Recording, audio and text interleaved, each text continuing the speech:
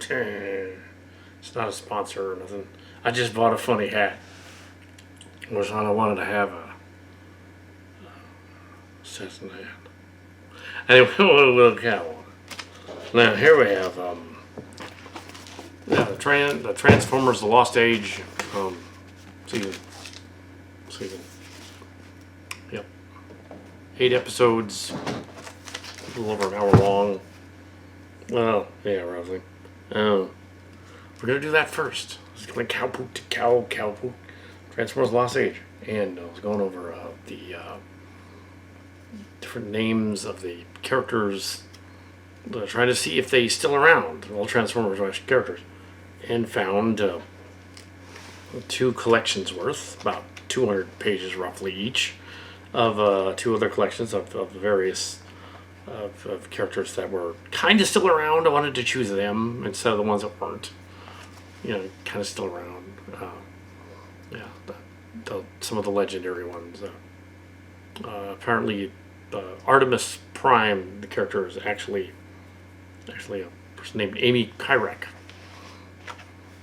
Yeah, and I don't know him, but the story's from a long time ago. But yeah, she wrote a lot of these. there's a few callbacks. There's an underground, above overground story. Yeah, if you believe, I believe. Might be somebody else. I think it's her. Yeah, we did the underground saga. I think we've already done that one, but this is a slightly different version. That short story. We've got Raksha stories in here. We've got Raksha characters in here. Well, we made a character called Raksha, but it's not really her, obviously. Rob Powers is nowhere to be found except for his channels and his music site. We're not sure if it's the same guy. Yeah. Some of them have their own sites out there. Some of them have. I think it's Kaylee who has a TF Source site. Some of these guys are on TF Wiki. Some of them are on TF Source. Some of them are on. But mainly, these are lexicons stories. They're mainly G-rated. I don't think they go any further than that. And one of them was a long Beast Wars novel. That is the second collection, over 200 pages, by the Artemis character. And then there's the character Merrick Neath. It's in there, and someone named Elliot. Some of the names in there. So yeah, there's a collection of new stories here. And not sure if we'll get to all of them. Probably just going to do collection 1 by the end of by the middle of next month during the PBS, and that's what I'm going to do. So we'll see what happens after collection 1, which is a collection of shorter stories stuck together. The technique to doing them is to have them be. You don't really necessarily go over the dialogue over and over again. You just read it and go from there with one rehearsal and then go. Which is faster.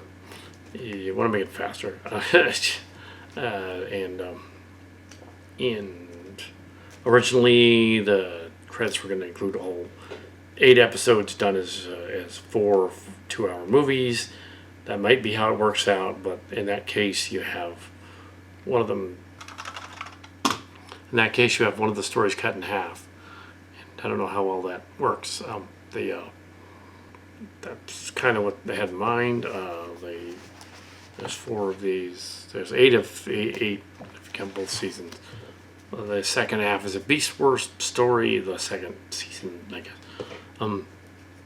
But we've rewritten it as it's the future. I wanted to get away with the premise. I'm not sure if it entirely works. The multiverse thing. The premise being that this story needs to take place in a part of the multiverse where none of the other stuff before it really matters all that much. So we have a cast and crew of 12 or 13 people that are robots that are their own thing. So you don't have Optimus Prime and Megatron. You've got Tall Spike and Nightmegs. You've got, because or you don't have Primal and Megatron from Beast Wars. You have these guys. It pays homage to a number of things.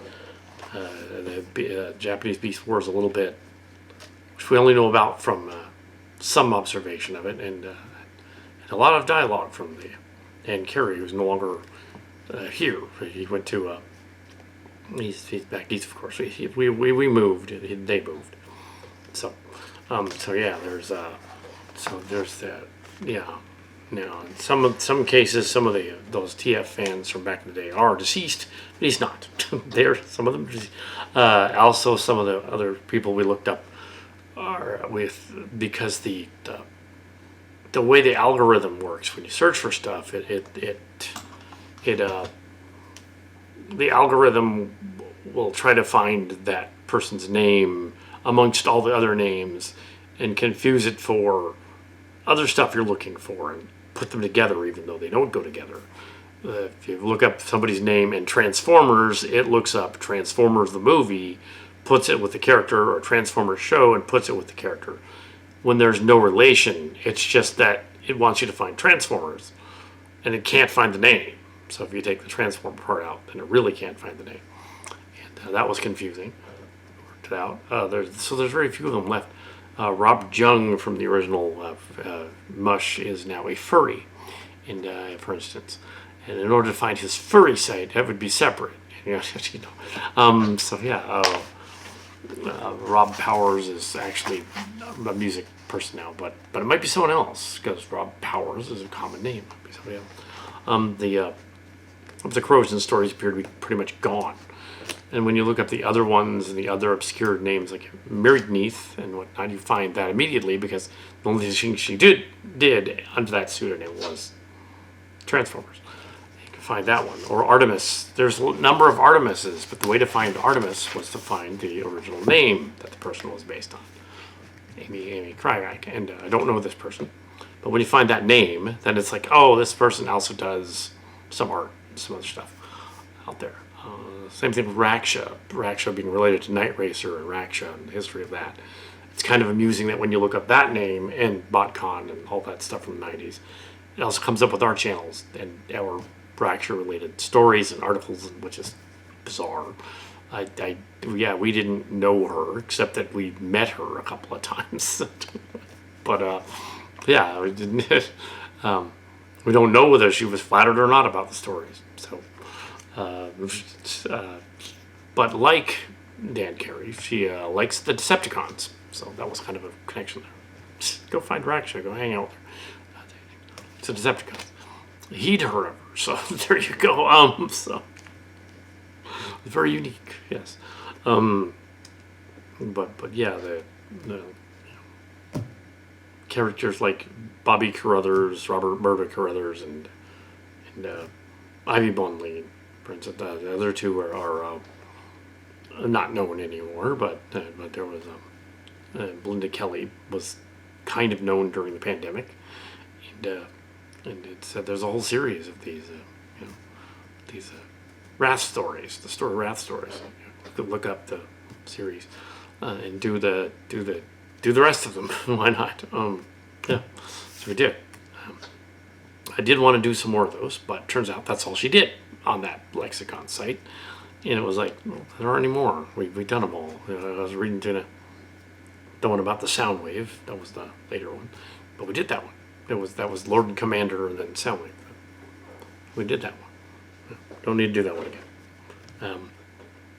We picked stories that were based on the ideas and concepts came up in the other thing on the storyboards being we wanted them to be like an underdog story again because those are fun. We wanted it to be in the tradition of Corrosion War Without End and have it be like, okay, they're going to go on an adventure.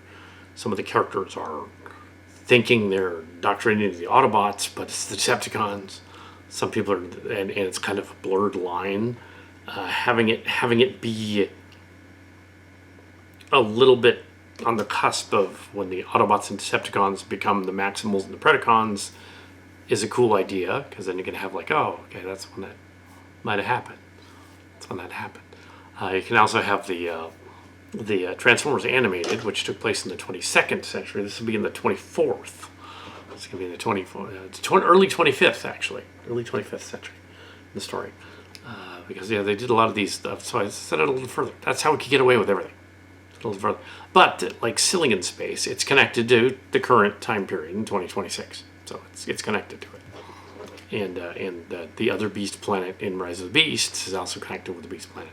It's interesting that some of those stories that we did our second season of All Transformers MUSH, where we did Beast Wars stories, similar to this one of these ones,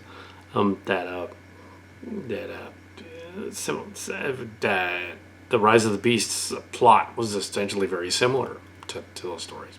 Yet again, another series on the same wavelength, and kind of doing what we did. And there's even names of characters in Rise of the Beasts and in Age of Extinction and some of the other ones that appear to have the same last name as some of these famous Mush people. It's a coincidence, though, because when you look them up and then you separate the two, they don't show up connected.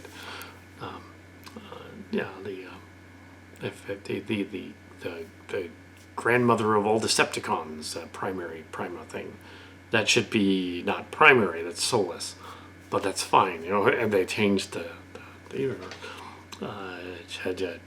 Night Racer goes back to that time period too, but she's not the leader of the Decepticons or the grandmother of the Decepticons. She's just a Decepticon, the car that's in it. And yeah, there's the connection there. It's funny that we broke the fourth wall in one of our Fanime episodes. I believe it was 2023. And Kal Kat and Mark Stars went one day of Fanime that year, and she was there. The snake. She was doing her snake stuff. She was there with her cadre, her entourage. For a split second, watch the video. There's a shot of her. that's Raksha. She's holding one of the snakes. Excellent. Her hand is in the shot too, holding the snake. Yeah, it's funny. I was like, oh yeah, she was kind of bizarre. She was a botcon. So one of them actually got her. The TF Source guy also kind of had contact, but we didn't know each other. Just sort of, yeah.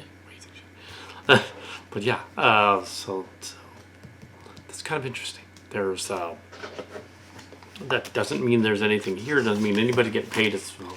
It's all the studio and the in-house. It's just doing voices and it using previous scripts from 2008 and before. Basically 1997 to 2008, and not in any order. Just the order of what's going on. Sort of the order of things, a double crossing is going on, alien virus is going on, there's something funky going on. Then they change over to the other thing, and then the universe is changing into the Predacons and the Maxis Autobots, who become the Maximals. So that's actually kind of fun. So there's even a Protoform X, and it's supposed to be Protoform X from Beast Wars, but it's not in this version. It's it's a Carta. I'm pretty sure it's going to be a Carta, but it's going to be, or at least something like a Carta. It's probably just Virak. But yeah, the other characters from the other stories aren't directly connected to this. This is centuries later from their perspective. And the final story does say it's 25 something. The 26th century. It isn't really, because they just added it wrong. Beast Wars takes place 300 years after the events of Transformers in 2005, which would mean that it would be 2305, 2005, 2008, 2305. So that's when that would be. Or if it was the end of 1996, then it's even earlier. It's 22 something, and then 300 years later. 2399, 2399, and then 2408. So it's now 2408. It's now after the Machine Wars are over. So that way you can get away with whatever you want. You can just say, oh, this story goes, yeah, this is far off in the future. You don't need to worry about any of the other stuff. You don't need to worry about any of the other stuff. It just does what it is. And yeah, we'll see how much of this is possible to do in that time period. So there's and of course the two Ratcha essays that are in the beginning of this are not really about Tallspike and Megatron, but about her little dog and about Megatron. But from 1997 and 2000. Really, really old stories. Those are the two oldest ones. And the rest are a little later. We can't use any modern ones. We could use modern ones as of we could use up to 2016 probably and get away with it. But we looked some of them over. I'm like, I don't know if any of them. Yeah. You're probably wondering, okay, what about T.L. Aarons and his? Once you do the other half of Testament, you did some of it in Sentinels. And no, we're not going to do any of that because we couldn't find it again. Apparently, they've scrubbed him from the net, and he's hard to find. I'm sure we could, but why bother? And one of the other guys had their own site too. That was doing it. One of the other lady ones, and that was also it was one of those websites where it's a TF Wiki site where you can't copy and paste the story. You can just read it, similar to his. So you couldn't take a story off there, use it. But Lexicons didn't mind. So Lexicon. It's funny that some of them are on there on the wiki thing, and some of them are infamous. We won't name names. It's a couple of the male ones, who they're not in this story, but in one of the other ones. Looking through the names, and they were infamous on there. They said, "Oh, this guy's an ass," or "This guy's annoying." Oh, yeah. So that's I could read down a bunch of names, but you don't need to know any of that. Other than these lexicons. It's not Legacy. It's called The Lost Age, and it is set in because The Lost Age is that in 2000 they decided to reboot everything and have Predacons and Autobots again, and go with that. So it links up with the car robot. 2001 they decided to drop kept some of the B stuff, but dropped a lot of it. 26 years later, well, they're kind of like, oh, we kind of like that again. So there's a little bit of that, but there really isn't, because really most of these characters that I chose were Seekers and some Autobots and that Ryu Octane variant, Street Fighter variant guy that was Tallspike is back in this one. And they're looking for primes, and it's the Primus thing is ended. They're not really looking for amalgamous energy from amalgamous energy from Transformers Basics, or that, but it's something like that. So it's Dark Energon. It's kind of they're looking for that on occasion, and other stuff. Sparks and stuff. So there's a lot of fun things in here. A Red Wing is a version of Artemis, basically. It's just a later version of maybe a child or descendant of Artemis, which is fun. Apparently she had a... So it's a different version of Red Wing. We're giving her a different backstory. We're giving all of them a different backstory. We've thrown in the Rainmakers, Ion Storm, Nova Storm, and Acid Storm. But they are kind of later versions of them that have been rebuilt over the years. And they're in there. And there's a Scourge in there. And Furak is like Cyclonus. Also, there's a J-Axis who's in there. And so there's a number of other like OG ones and G2 ones. And some comic book ones thrown in there. And the Nightmegs with a K is, of course, the one of the Michael Bay characters that's thrown in there. I decided that there shouldn't also be a Nightbird in here, just because you kind of have Raksha. We have a guy named after the author, so she's in it. It's like, you already have that. And Red Wing was Artemis. Changed. Also, we discovered that Elita 1 is Elita 1 with an E. So ours is Elita 1. It's their descendant. Elita 1. Yeah. Probably to clarify that, though, I would change the action figure to something else other than an Elita 1 action figure. Just to convey that, okay, this is a different girl. It's a different lady. Also, we've thrown in, to give Earthspark its comeuppance as well, we've also tossed in and given her stuff to do.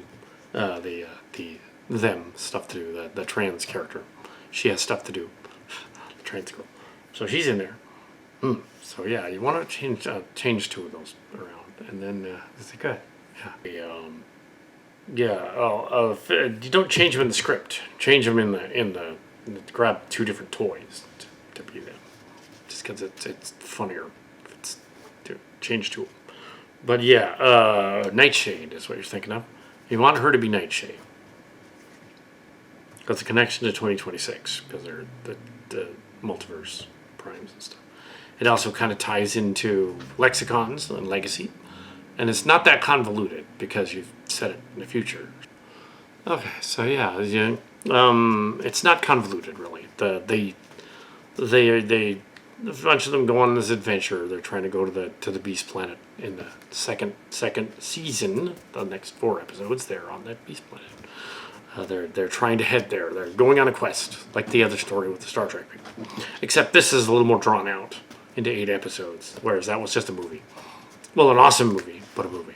I was of course Rajinko.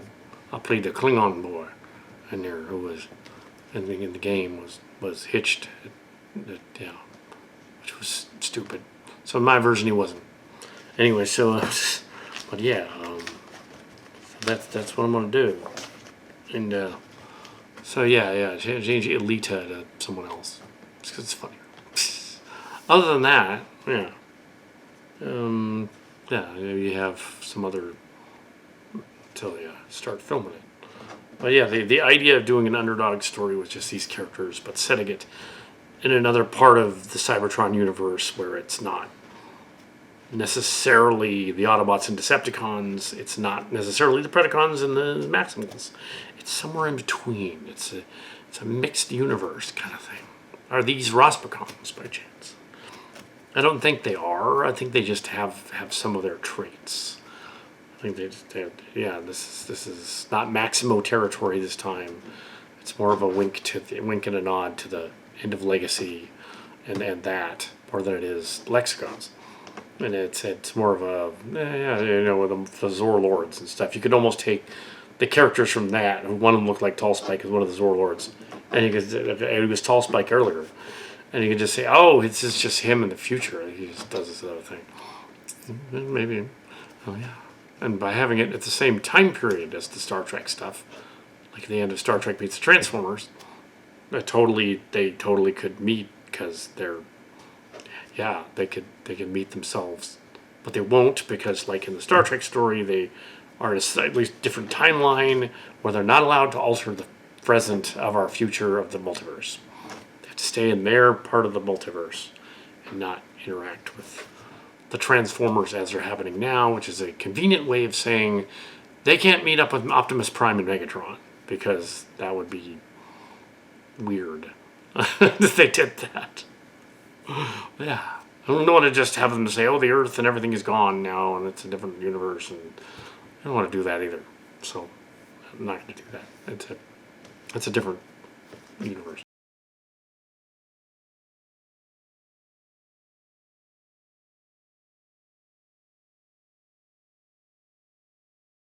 The making of the 18th of May.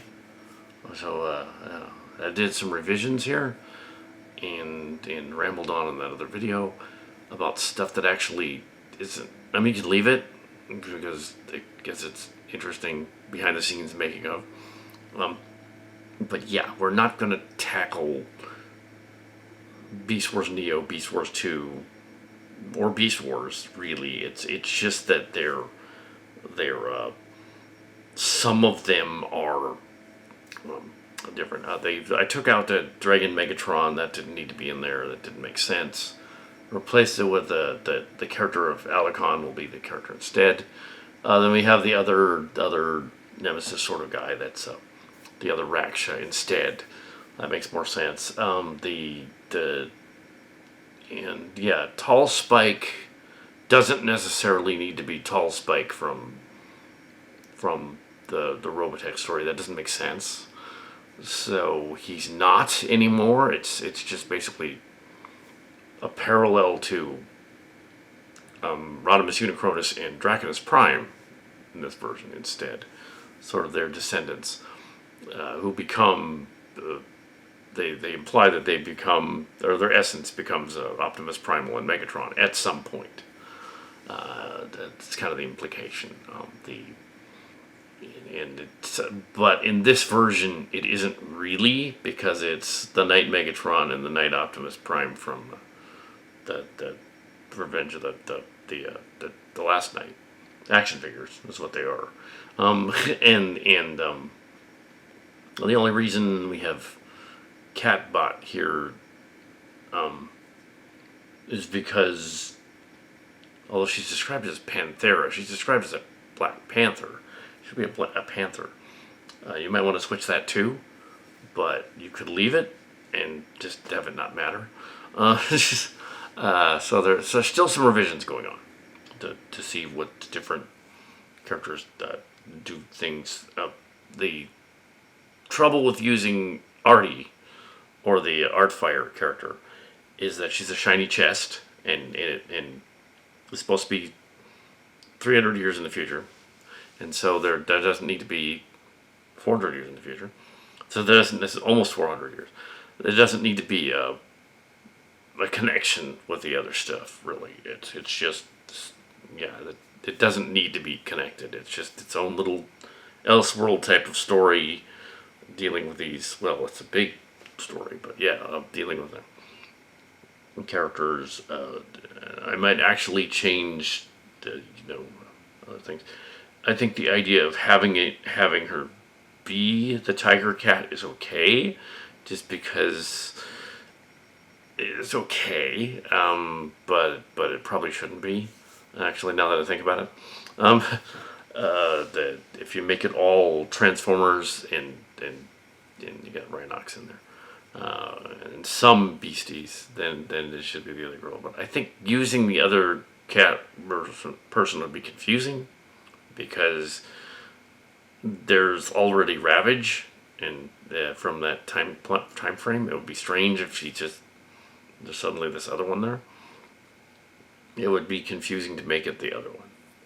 You might want to also change her to something else. Yeah. And of course, you're not seeing this on the screen. You're just choosing the cast at this point.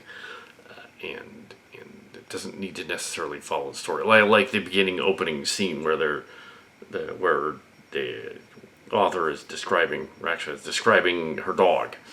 Obviously, they're not really describing the same thing. I'm not sure how that's going to work, other than let's explore, like okay, here's the good guy Autobot one that we want to be a Decepticon. Here's the bad guy one that wants to be an Autobot, kind of thing. If that's kind of what's going on. We could use the target Optimus Prime, but again, shiny chest. It's a shot each time. Like in any of the other grapple hoist variants and Inferno variants, all of a shiny chest. Can't use those.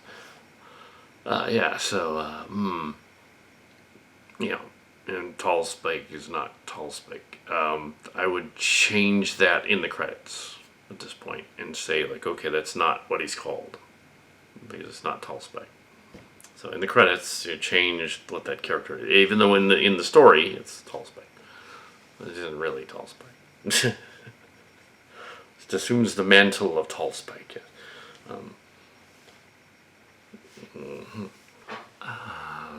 Update on that before we begin anything. I just decided that since the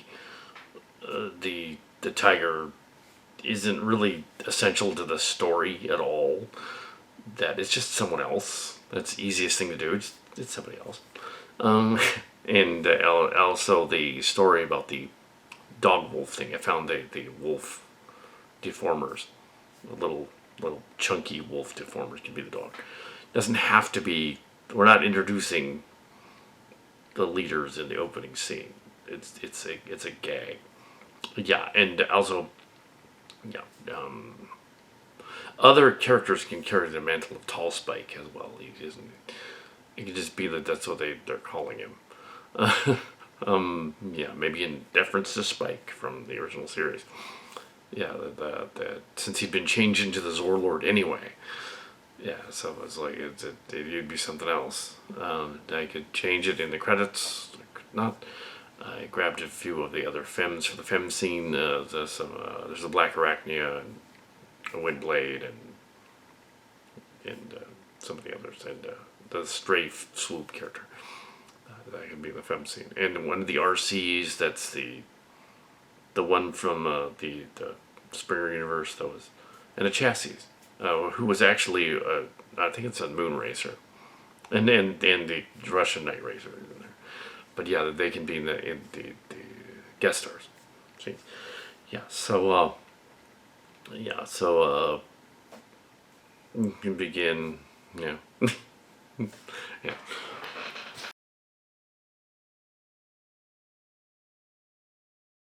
A evening shoot on this one because the initiation is not very long. This is the Elliot episode. Mary sues herself into the story. It's immediately after the teaser. It sets up her experience with the Autobots here. It's a little short story. But it sets up her getting nabbed by the Decepticons and then going on to the other story. So we decided that even though this doesn't describe the character in the story, we decided that it should be Nightshade because she's a Terran. So it's Nightshade. And the Terran is needed by the Autobots and the Decepticons in the story. So that's kind of what's going on. And it's kind of... I think what's going on here is that she thinks the Autobots have her, or they're going to recruit her, but it's actually the Decepticons. So she's having a vision. Let's set that up. So that's what's going on. And let's do it. It's really the other. And so even though what's her face is even though Raksha loves the Decepticon, so does Dan Carey. They should have met. But she would be like, oh, he's too young for me. But yeah, because she's my age. But yeah, but yeah. Anyway, so let's try this. Making of. She's not captured right after here. She's captured a little later. There's a little passage of time. That's what's going on. Yeah. So yeah, that's what's going on. And that's the end of this episode of the scene. And yeah, page 15, 14, over. And I think everything worked. So yeah, turning it off for the night. Okay, May 19th. A Zero Conundrum by Belinda Kelly. Let Crow. Yep. Yeah, page 15. There's a lot of exposition, so the story is not that long. It's just mostly exposition. Some names have been slightly changed. So they established that, Okay, that is the end of this episode, page 31. This little segment or chapter, I guess. Added a little on the end to tie it into the next one that I has cast. And yeah, that's the making of. And yeah, it's on page 30. Yeah. A lot of exposition, so there's not a lot of... yeah, it wasn't as long as it appeared to be. Yeah. Okay, making of. Continuing with the dialogue and cast. Page 44, The Road to Hell, Chapter 3. Yeah, so that's what's going on. So, yeah. That's what's going on. Changed some characters around so that they're not... They had to be these two because this is early... It's supposed to be somebody else, but it needs to be the Blue Autobot tying into the other story. They weren't after DevCon. It was the Red Autobot. Yeah, that other scene... Well, it could have been talking about anybody. It's not supposed to be the same guy.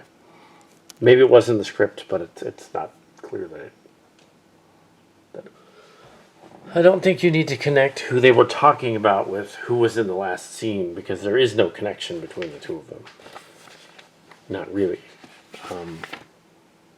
So making of, a little bit on this. A die is cast, starting on the next segment.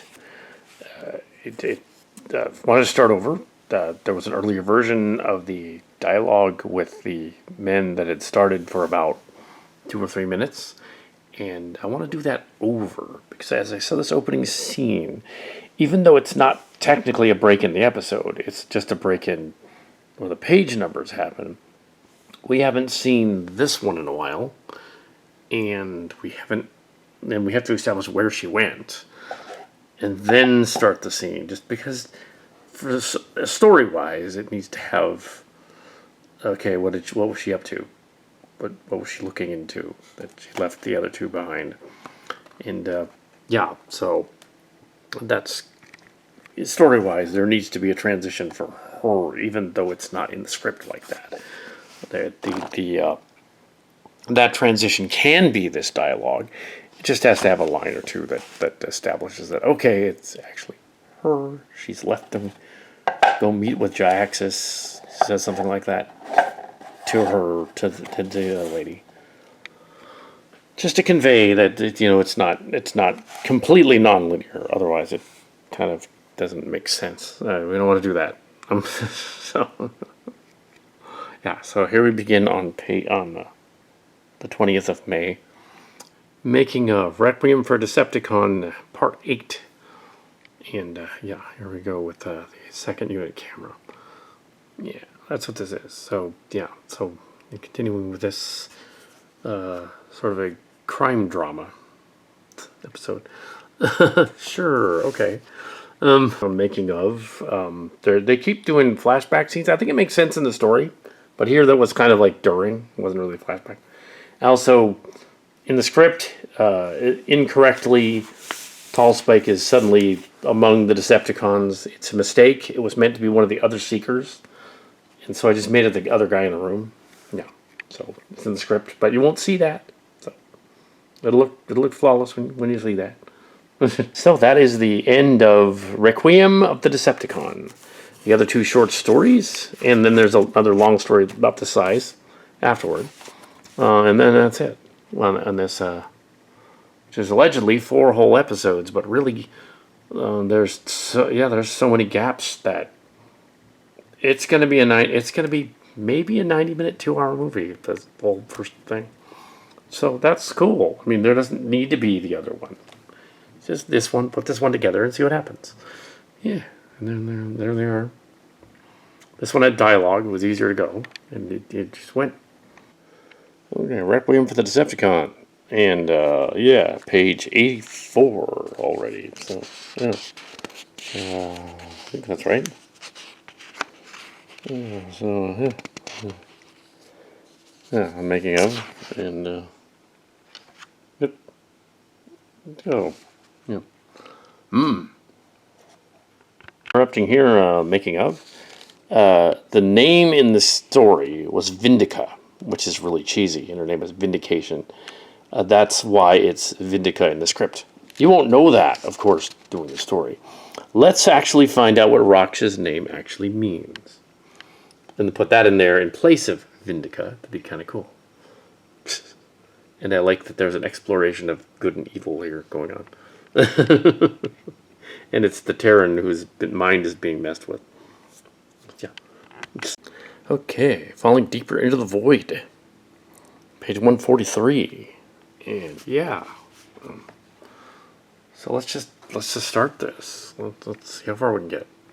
Making of, note, in the script, you won't see it on film, but in the script, I read this next scene with the Decepticons. And I know what happened is when the original story here, in the other one with Artie and Red Wing, the author was not clear as to who was talking there. Apparently that whole scene was supposed to be just Artemis, but then they threw Alita 1 in there and confused everything completely. It's just supposed to be Red Wing, but it's more interesting if they're both there and they're both the girls, because then when Red Wing's on the ship, she's clearly. I think what happened is the name got doubled, and there were two different names. It's fine, and we could just say that the two girls were drinking, two robots were drinking space booze, and we can still do that because it makes more sense that there's two of them in the room, and then they found each other, and they found both of them, the ones they were looking for, and the implication is that somehow Raksha is the commander. Just running around, which is fun. So in this next scene, we have another case of that going on, where we just swapped the name in the story was one of the characters, the author's names, for someone else, and it screws it up. So all we have to do is swap out her for someone else instead of it being this character, Nightshade. It can't be. The character is not that kind of personality. Just simply Night Racer, who has joined them, and who is back and forth anyway, and she's got a thing with Jaxus anyway, and it connects to Jaxus and the other quite well, so let's do it that way, and no one will be the wiser. Well, when you see the making of, you'll be like, oh, they changed the character. But the audience doesn't need to know that, because it just happened, and it's just the way the story goes. Okay, making of Overground 175. We did a version of this story before. This is a revised version, but in this version, it's the closing segment of this story. It's different enough from the other one. I think this is a later draft anyway. But some names have already been changed, which you won't know about because they're just going to go do it. But yeah, they screwed up yet again on what the names were. They were just changed to two other characters that don't fit the mold. So I changed some of them back to the ones that would fit the mold. It's not in the script that way, but just read it that way. Instead of Dev Khan being in two places at once, which he wouldn't be, he isn't. And Wiz and the other, and the RC daughter, or the other two. So I think we're calling him Chassis or She-Bot or something. They're the Femme girl. So yeah, Femme bots. So this is the shuttle scene. Some of the characters were changed around in the script because they weren't really supposed to be Furak and those other guys. They were supposed to be the cadet guys, and that would be the little ones here. Yeah, they were never supposed to be the commander guys because that wouldn't have made sense. In the original story, it was the Femme bots and they were underlings. Yeah, why I made them the more advanced ones is I don't know. I don't know what I was doing.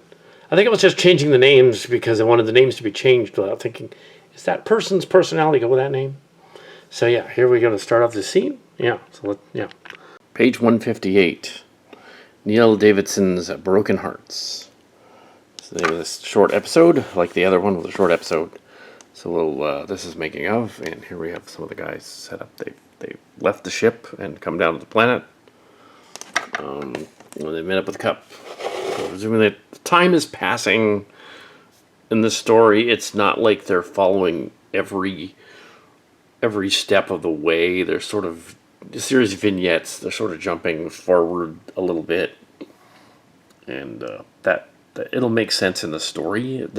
It's not meant to be a long cut of one long movie. It's meant to be a series of vignettes, and they're kind of disconnected, and they should be.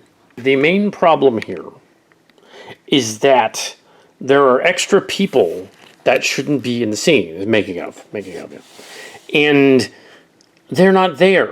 They're added to the story, but they're not in the beginning of the story. So Cup and her just come and save them because there's no reason that they wouldn't, and that they're just there because there's no, there's a whole other two other guys representing the Hawk guy and the other one. They come up and but no, it's just this is the crew. This is the 5 or 6 that came on the ship. There shouldn't be anyone else. There's 6. There's 6 from the ship. These guys. So there's 6 of them, and yeah, they shouldn't. There And there's like an extra person, and there shouldn't be an extra person. They just find them. They've come up, And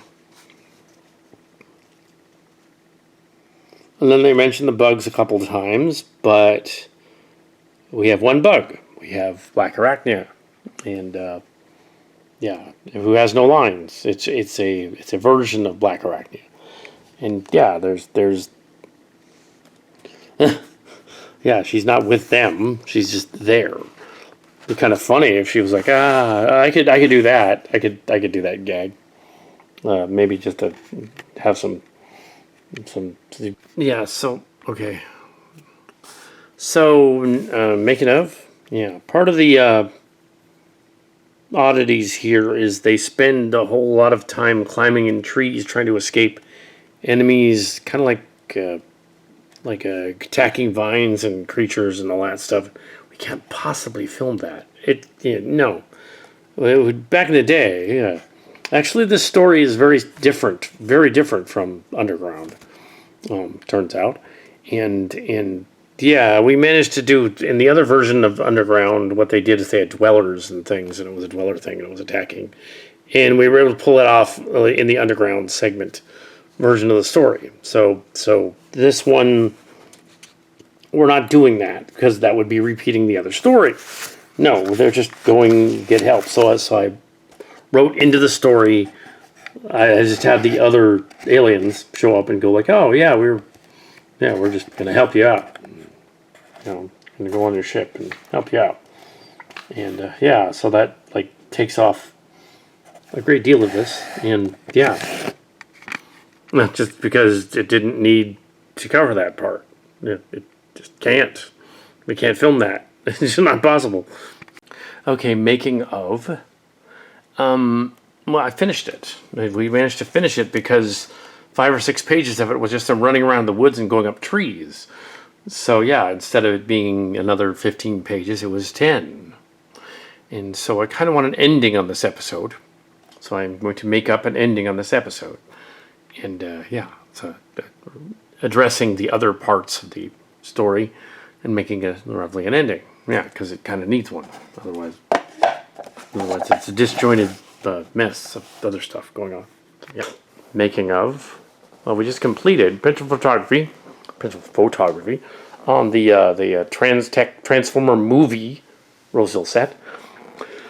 There's another script, but we decided to just put this one together and see what happens because the other one is not a trilogy. And this is not a trilogy either. This could be just the one, and we do something else entirely. I just wanted to do another all Transformers MUSH kind of story, Lexicons and Lexicons legacy story. Finish it there. That's what I wanted to do, and I did. Yeah, making of behind the scenes. This episode. It's called The Lost Age, I believe. It's not technically The Lost Light. It's kind of comic booky, but it's set from stories from 2002 to 2008. A number of the Lexicons, mainly Lexicons guys actually. A little bit of old Transformers MUSH thrown in there because they did that too. Since then they've evolved into other things. They've done that too. And it's not important exactly who everybody else is or what they're doing. What the other MUSH people are doing now, they're not in the story. We just took the screenplays, short stories that a bunch of them wrote, and amassed them into a collection. And there's one long one afterward. There's like a long one that somebody wrote. One of them wrote. A character named Artemis Prime wrote. Amy Kyrak. I don't know who this person is. That's the other one. But she did some of the short stories here too that we chose. So she's in the credits. We don't really need to make this 2 movies. The other one's not essential. This one ends. I tacked on an ending that was appropriate to the story and put them on the ship again. And they meet the Oracle because we brought the Oracle set, which was hanging on the wall for the longest time in Milpitas. After Transtech, that is actually the Transtech Oracle set That is actually the art piece, the final art piece, the masterpiece for art class in 1990 or so, 1991 or so. The masterpiece. Yeah, so there were a couple of other ones in there. There was a reality and fantasy go along as a cardboard. There were a bunch of soapstone sculptures and a bunch of other ones. There was a metal one that's a Star Trek V kind of Vulcaneer weird little trophy. There's that was done in bronze, done for bronze through a wax. You make it a wax and then you bronze it. There's a bunch of other stuff. Tim Cantrell, Timinus, made a little man, a little Mr. Mouthman thing, which later ended up in cartoons and stuff like that in the art class. And my masterpiece was after the class. Only a couple of years later, I made this enormous Transformers like thing. It wasn't originally an oracle. It started out as it was a big elaborate Transformers Autobot Decepticon inside the Vector Sigma chamber painting thing. That's what it was originally in the 90s, the mid 90s. And then when Beast Wars happened, and then Beast Machines happened, they happened to go to a place that was very similar.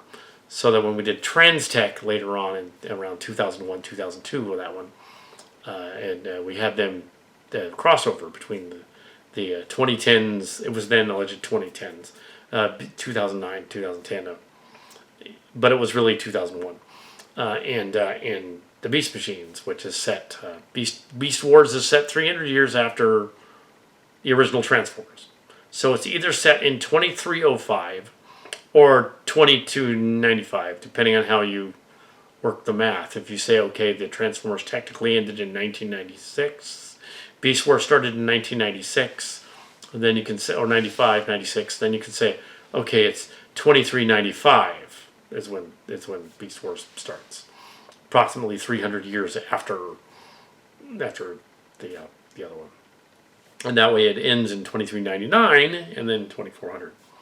And it's right along with Star Trek: The Next Generation. It meets up with Cillian Space very nicely. So yeah, so now it's 2408. It's been a lot of years since then. 2409, 2408. To them, it's been under 10 years. Is that right? Yeah, under 10 years to them. Anyway, so yeah, under 10 years, because it was kind of 2401 when they solved the Cybertron problem with Megatron there, Dragon Megatron, and that was the end of that. So yeah, so it's been like 8 years. Anyway, so 7 or 8 years, but yeah,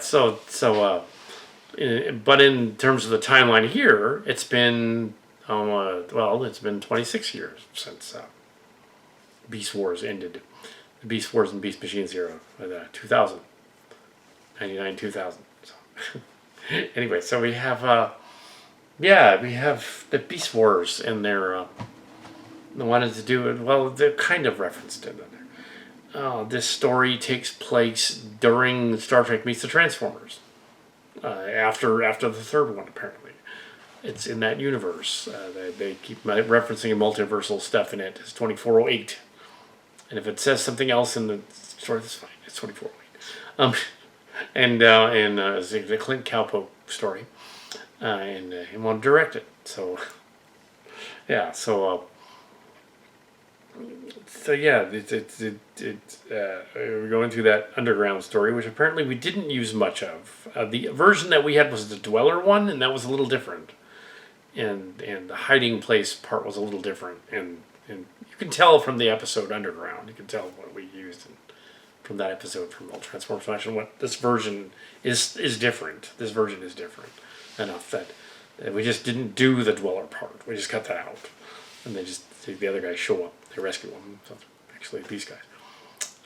The dimensional shifting and memory shifting and stuff and flashbacks, which are in the story, are not that confusing, because when you realize the whole story ends up with them in the Oracle, it's the Transformers MUSH shared hallucination. It's not a dream. It's more like a holodeck. And they've been living these other timelines and histories that have happened to them. And it's revealed that Nightmegs is that Night Prime. There is carries the name of that Zorlord guy, but it's actually Scout. It's actually the son of Dragonus Prime and Rodimus Unicronus. Uh, they had a son. Um, they had two actually. They had another one. But yeah, and that Megatronus is a Megatronus, but he's also like Draconis' distant relative. He's related to Crasher. He's not Crasher, but he's Crasher's son daughter. So yeah, there's a lot of let's own the uncomfortable people that are uncomfortable about transphobic people will not like this because it's got trans people all over it, space trans people.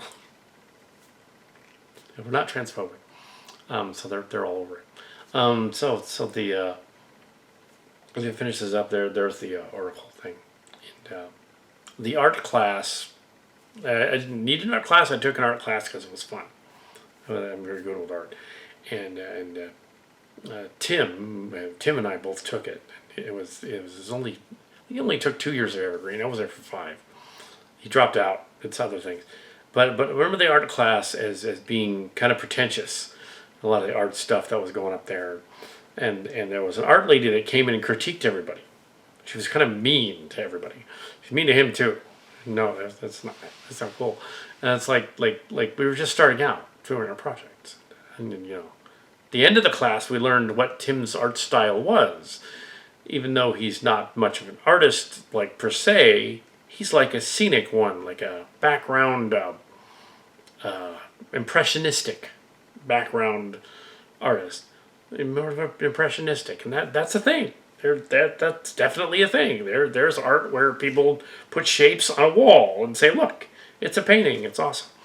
What I did, because I'm a little bit better at the scenic stuff and backgrounds and things, I would take stuff that was like that, and I also a friend Jim Buffkin at the time also had the Decepticon symbol idea and all that other stuff, and I incorporated it into the masterpiece, and that was the thing back then. The styrofoam and all kinds of things in it. I had to save that and bring it here. It's awesome. It's in a box. I'm gonna put it on the wall eventually, but yeah, it's an art piece from the '90s. It's just it was. I believe some of it started in the late '90s, but most of it was 2000, 2001, a little later. But it is the masterpiece. Um, but yeah, during the Trans Tech years. But yeah, it was added to multiple times. You can tell there's different layers on it. That mean art lady, she didn't realize he was an impressionistic artist. I'm not. I'm more of a realist. I tend to be realist. Tend to be like direct and stuff like that. I'm definitely not a brutalist. Sometimes I make it look a little brutalist just because you want to do the whole. It's an art style. I want to get looked industrial. The Transformers planet looks industrial. It's like a robot planet. Robots would build it. That's what brutalist is. Industrial. No, didn't see the movie. Don't ask. Didn't want to. So yeah, the Transformer thing. I wanted to bring back a simplistic cast doing their stuff. I wanted to make it bright, and colorful, and outgoing. Didn't want to make it hard to film. I chose very bright colored robots. That's very very much bright. And Autobots and Decepticons mixed them up. The Maximal Autobots and the Decepticons, Predacons, and they reference a space virus and then another thing as well, and it was meant to be more like a computer virus, and it only affected the one character, so it's fine. Yeah, they weren't going to go in. Or the Heart of Cybertron did the same thing. It didn't do anything to him because it was fake. So the virus is probably fake too. This one's in a plot hole. So yeah, that's my take on this. So enjoy the movie. My little Transformers nod to the little Transformers MUSH and lexicons here in a new location, and we're not going to do the second season, just this one or the second book. Just want to do the first one. Say it's done. It's in the can. Okay, that's the first one. There's no Fanime this year. Well, there is Fanime this year, but I'm not going to be there. And yeah, or I would be there by now. So yeah, that's the yeah, that's kind of it. Yeah, the Transformer thing. I could go on for other stuff, saying who are the different guys, who was the reveal. The Autobots are with the Decepticons in it because this group is not our regular factions. They're like the mixed up factions after Till All became one, the end of Beast Machines, and they don't know what they are. So having that added scene on there at the end with the Oracle into Prime, I was gonna do that. I was gonna do that somehow. I was either gonna have the Unicron from Armada show up and be the Decepticon one, but no, I thought no, it's gonna be Regis Maximus because it's funny, and then just kind of imply that she's just hanging around in there, and they find their faith again at the end. So yeah, I hope you enjoy it because I just like making them. They're fan films. They're not meant to be seriously part of the canon. They kind of are because they great minds think alike. They run over the same information again. As one of them said in the story. That was a coincidence. I didn't add that. There they are. They're Transformers. They go on a mission and they discover that different things are happening to them. They're having lots of flashbacks about other stuff that happened to them, and then finally at the end they're revealed to be there. I'm hoping the ship scene worked at the very end. I think it did, and hoping it did. And if there's anything stuck in the background, as long as they're not blurry, just leave it. It's fine. There's a lot of clutter in the background anyway on the ship scene, so it doesn't matter. It almost doesn't need the last ship scene, but I left it in there just because it's kind of funny. You might leave that set up. Check that out. Anyway, but I don't think I'm going to do further making of saying this is how it came out and all that, unless afterward it comes out. So making of, I decided to just do that as that whole ending bit again, just to tack that on the ending bit, and so there it is. Yeah. Pan away from the crew here, and she's lying on the ground drunk, but we don't really show her anyway, so it's fine. But just yep. So that's good. Yeah.